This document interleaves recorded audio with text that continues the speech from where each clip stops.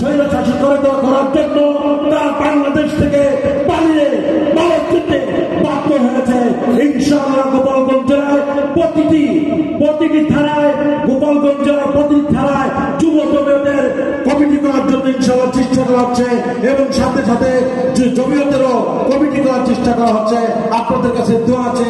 আমার এই সংক্ষিপ্ত বক্তব্য এখানেই শেষ করছি।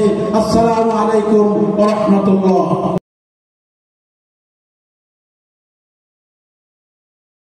স্বৈরশাসী করে দেওয়া করার জন্য তারা বাংলাদেশ থেকে পালিয়ে ভারতে বাধ্য হয়েছে।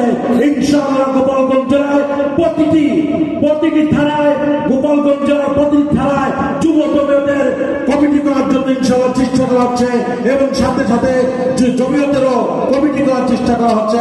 আপনাদের কাছে দোয়া আছে। আমার এই সংক্ষিপ্ত বক্তব্য এখানেই শেষ করছি। আসসালামু আলাইকুম ওয়া রাহমাতুল্লাহ।